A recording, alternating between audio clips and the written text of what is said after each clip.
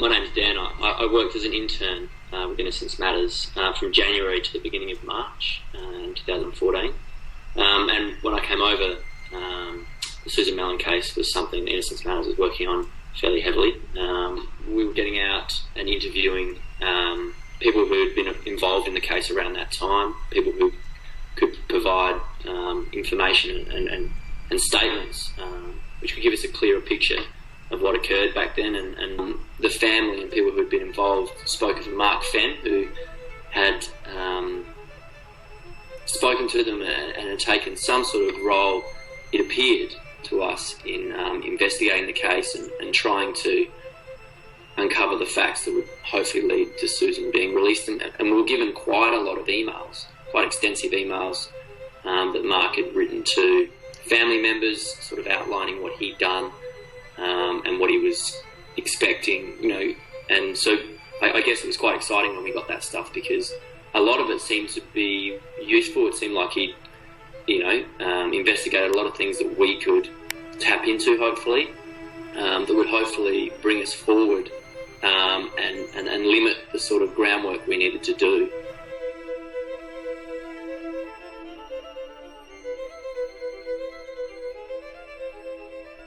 I met Mark Fenn at Verna's house, and I was aware of him, prior to that. My mom told me that she was working with him and he was helping her put together, the case. The meeting that I had with Mark Fenn and my sister and Verna, we were all super excited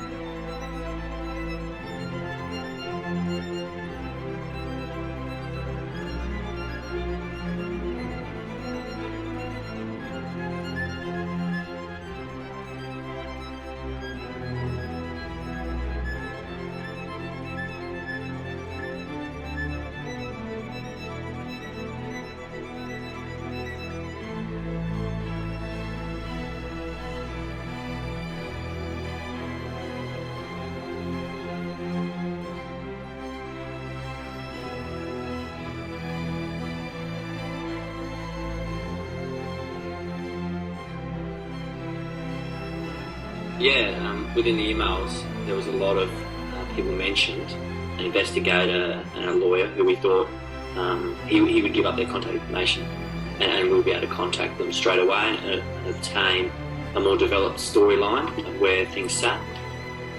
When we asked him, it was clear, he made it very clear that he'd never worked with anyone. And this made those emails, obviously, straight away we were aware that the information contained in those emails was clearly incorrect and lies.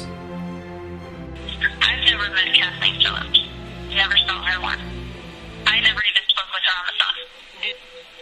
I'm willing to put money on it, that this woman never really existed. But at the time, I totally believed in her, and I believed that she was representing my mom, and I believed that Mark Fenn was working with her. But now, I've come to the conclusion that she probably never ever existed.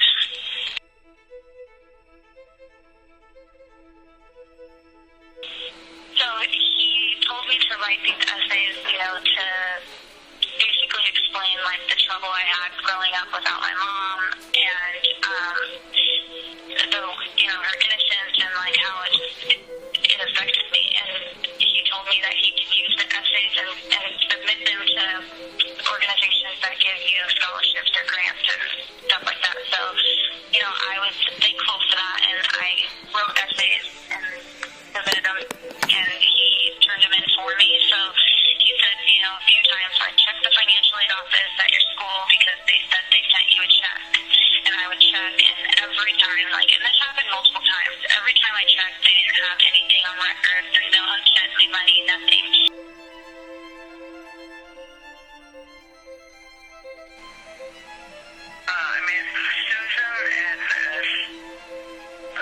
At the prison, she wrote a letter to me and told me that this man, by the name I think was Mark Fenn, that he had been recommended as someone that could be of a help to get her freed and get her case back up again. And so she asked me if I would contact him, and so I did, and invited him to my home and fixed a dinner for him, and then he asked me for money, over $2,000, I think it was $2,500.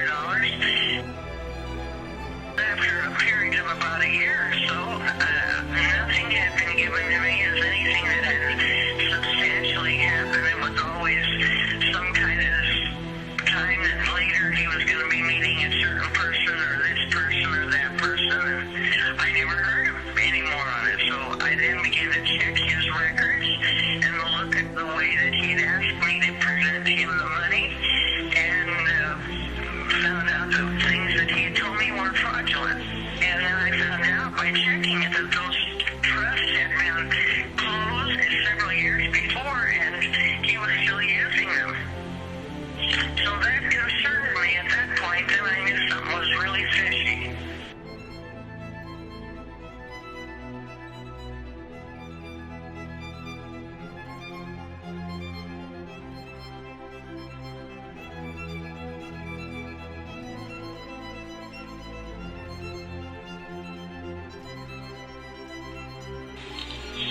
Mark Fenn told me over the phone and through emails that he spoke with June Patty and that he had an interview with her, and she admitted to him that